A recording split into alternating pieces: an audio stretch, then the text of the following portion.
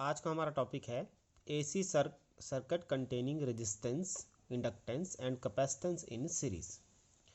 आपने इसमें एक रजिस्टर, एक इंडक्टर और एक कैपेसिटर को सीरीज में कनेक्ट करना है through a alternating source of EMF.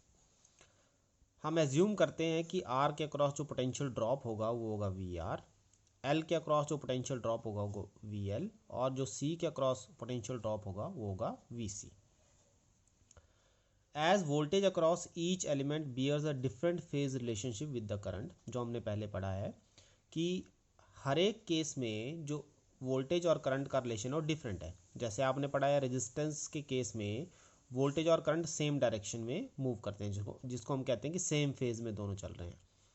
Inductor के केस में भी आपने पढ़ा है, इंडक्टर के केस में हमने पढ़ा है कि जो वोल्टेज है वो आगे चलती है, कितना आगे चलती है 90 डिग्री, किससे, करंट से। और कैपेसिटर के केस में हमने पढ़ा है कि वोल्टेज आपकी पीछे रह जाती है करंट से, कितने डिग्री, 90 डिग्री। ठीक है, तो इंडक्टर और कैपेसिटर के केस में we have a phase difference of 90 degree, and in case of resistor both voltage and current are in the same phase. तो यही वैल्यू हम यहाँ पे देखेंगे। सबसे पहले हम रेजिस्टेंस की बात करें तो मैक्सिमम वोल्टेज कितनी होगी, आई नॉट आर। ठीक है, ओम्स लॉ का यूज़ किया गया है, और क्योंकि दोनों सेम डायरेक्शन में है तो मैंने इस तरफ को आई नॉट है तो इसी तरफ को वी आर भी लिया हुआ है। ठीक है, फिर दूसरे केस में हम जब बात करते हैं maximum voltage across V L, तो again Ohm's law, current into resistance. तो रेजिस्टेंस आपको पता है, आपकी जो इंडक्टर की रेजिस्टेंस होती है उसको हम एक्सएल कहते हैं, जो कि हमने पहले पढ़ा है। तो इस केस में जो आपका वोल्टेज है वो 90 डिग्री आगे चलेगा। तो यहाँ देखो ये आई नॉट की डायरेक्शन है और इससे 90 डिग्री आगे आपका V L O B direction में बनाया गया है। ठीक है, अब इसका थर्ड हमारा आता है कैपेसिटेंस। कैपेसिटेंस के केस में भी आप देखो बेटा, यही आपका रहेगा V C is equal to I not X C, और जो कैपेसिटेंस है उसमें वोल्टेज पीछे है, ये देखो 90 डिग्री मैंने पीछे बनाया हुआ है इसको, आपकी जो वी सी है वो 90 डिग्री पीछे चल रही है। साथ ही आपने एक चीज़ और याद रखनी कि वी एल मैंने थोड़ा बड़ा लिया और वी सी थोड़ा छोटा, दोनों अपोजिट डायरेक्शन में है तो एक दूसरे के इम्पैक्ट को कैंसिल करने की कोशिश करेंगे, पर क्योंकि वी एल थोड़ा बड़ा है तो नेट इफेक्ट आपका वी एल की डायरेक्शन में होगा, जिसको हमने ओ बी डैश से डिनोट किया है। तो ओ बी डैश क्या रिप्रेजेंट कर रहा है, ओ बी डैश रिप्रेजेंट कर रहा है इसमें वी एल माइनस वी सी। ठीक है, ये बड़ी इंपॉर्टेंट बात है, इसको ध्यान में रखना। तो ओ बी डैश हो गया वी एल माइनस वी सी, और ये वाला हो गया वी आर। इन दोनों का पैरेललोग्राम लॉ से जो रिजल्टेंट आएगा that will be a diagonal. तो डायगोनल आपका किस तरफ आएगा, इस तरफ को। तो ये जो ई नॉट है ये आपका क्या रिप्रेजेंट कर रहा है, ये रिजल्टेंट, जिसको हम फेजर कहेंगे, कि रिजल्टेंट फेजर आपका जो है वो ई नॉट रिप्रेजेंट कर रहा है सारी वी एल वी सी और वी आर का। ठीक है, तो इसको थोड़ा सा मैथमेटिकली देख लेंगे। जैसा कि मैंने आपको पहले कहा, वी सी होगा आई नॉट एक्स सी, जिसमें आपका वोल्टेज लैग्स बिहाइंड होगा करंट से 90 डिग्री के साथ, और साथ ही मैंने आपको कहा V L will be greater than V C, तो वी एल है ओ बी। ठीक है, और V L minus V C को मैंने ओ बी डैश अज्यूम किया है। ठीक है, फिर हमने कहा कि वेक्टर सम कौन रिप्रेजेंट कर रहा है, ई नॉट बाय ओ के। ठीक है, ओ के आपकी लाइन इसमें बनाई गई है, मेकिंग एन एंगल फाई। हमने इसको एज्यूम कर लिया कि जो एंगल इन दोनों के बीच में, रिजल्टेंट के बीच में और आई नॉट के बीच में जो एंगल बनेगा दैट विल बी फाई। ठीक है, फिर आप पाइथागोरस थ्योरम यूज करो, ओ के स्क्वायर किसके बराबर होगा, ओ ए स्क्वायर प्लस ए के स्क्वायर। तो ये मैंने यहाँ पे एज्यूम कर लिया है, O A square plus O B dash, हमने इसको नाम दिया। ओ बी डैश भी आप ले सकते हो, ए के को हम ओ बी डैश भी कह सकते हैं, क्योंकि ए के किसके बराबर है, ओ बी डैश के बराबर। ठीक है, what is O B dash, कितनी वैल्यू है, V L minus V C, and what is O A, V R. तो ये वैल्यू हमने यहाँ पे एज्यूम कर लेनी है, V R square plus V L minus V C का होल स्क्वायर। फिर आपको वैल्यूज़ पता है, I not R, I not X L, I not X C, square है तो ये स्क्वायर हो जाएगा, इसका होल स्क्वायर है तो बाहर स्क्वायर ले लेना है।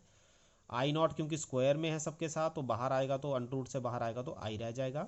ठीक है, और आई नॉट को नीचे ले जाएंगे, what is potential upon current, ये होता है आपका रेजिस्टेंस। तो मैंने इसको Z से डिनोट किया है, Z से डिनोट करने का मतलब हुआ ये आपका नया, क्योंकि आपने तीनों चीज़ों का रेजिस्टेंस इसमें इंक्लूड किया हुआ है तो इसको नया नाम दे दिया गया है इम्पीडेंस। ठीक है, इसको हम इम्पीडेंस कहते हैं, total effective resistance of R L E circuit. Impedance इसको नाम देते हैं। अगर आपने इसकी डायरेक्शन निकालनी है तो आपको पता है परपेंडिकुलर और बेस, परपेंडिकुलर आपका एक्सएल माइनस एक्सी को रिप्रेजेंट कर रहा है और बेस आपका है आर। तो इस तरह से आप मैग्नीट्यूड और दोनों डायरेक्शन को कैलकुलेट कर सकते हो। एक्सएल आपको पता है, एक्ससी आपको पता है, ये आपने इससे पहले वाले आर्टिकल में किया हुआ है, ठीक है। तो इसको हमने आगे फॉलो करना है। इसके बाद हमारे पास एक और आर्टिकल आता है इसमें, वह है energy stored in an inductor. हम इंडक्टर की बात करें तो जब हम किसी एसी सप्लाई से इंडक्टर को कनेक्ट करते हैं तो धीरे धीरे ग्रेजुअली करंट इंक्रीज करता है, ठीक है।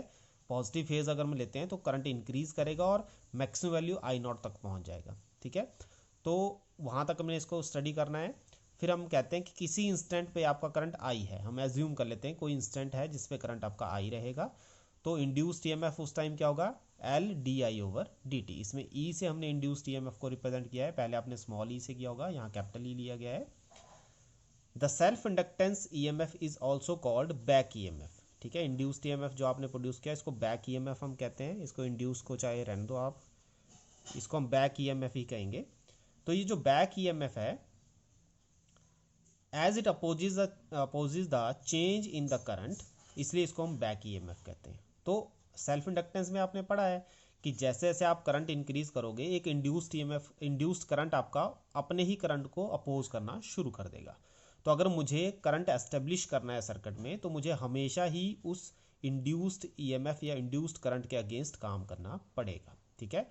तो रेट ऑफ डूइंग वर्क कैसे निकालते हैं आप, रेट ऑफ डूइंग वर्क होता है पावर, और आपको पता है पावर क्या होती है, वोल्टेज इनटू करंट। तो वोल्टेज हमने ई लिया हो इसमें, और इंड्यूस्ड ईएमएफ के बराबर लेनी पड़ेगी वोल्टेज, मतलब जितना आपको अपोज मिल रहा है उतने आपको करंट वोल्टेज देना पड़ेगा ताकि आप उस करंट को मेंटेन कर सको, ठीक है। मान लो आपको 2 वोल्ट का अपोज मिल रहा है तो एटलीस्ट आपको 2 वोल्ट इनपुट में देना ही पड़ेगा ताकि उतना करंट आपका सर्किट में मेंटेन रहे, ठीक है। तो नहीं तो क्या होगा, वो अपोजिंग ईएमएफ उसके वोल्टेज को कम करता जाएगा, ठीक है। तो मेंटेन करने के लिए, मतलब अगर आपने 220 वोल्ट मेंटेन करना है तो उसके लिए आपको जितना अपोज मिल रहा है उतना ईएमएफ एटलीस्ट देना पड़ेगा, ठीक है, इनपुट में देना पड़ेगा। तो D W by D T is equal to E I, वही जो इंड्यूस्ड ईएमएफ है उसके बराबर voltage, D W by D T L D I by D T, ये आपने वैल्यू पुट कर देनी है। तो D W by D T L I D I over D T से D T cancel, D W आ जाएगा L I D आई। अब आपने क्या करना है, इंटीग्रेट करना है इसको, डी डब्ल्यू का बन जाएगा डब्ल्यू, एल आई डी आई में एल कांस्टेंट है बाहर आ जाएगा, और आई की इंटीग्रेशन आपने करनी है, उसमें एक पावर बढ़ा देनी है, स्क्वायर हो जाएगा, जितनी पावर होगी उतने से डिवाइड करते हैं, तो आपका डब्ल्यू आ जाएगा हाफ एल आई स्क्वायर। तो ये जो वर्क आप करोगे that will store in the form of potential energy, ठीक है। ये आपके एनर्जी के फॉर्म में स्टोर हो जाएगा जिसको हम नाम देते हैं potential energy is equal to half L I square, ठीक है। तो ये आपकी क्या आ जाएगी, energy stored in an inductor.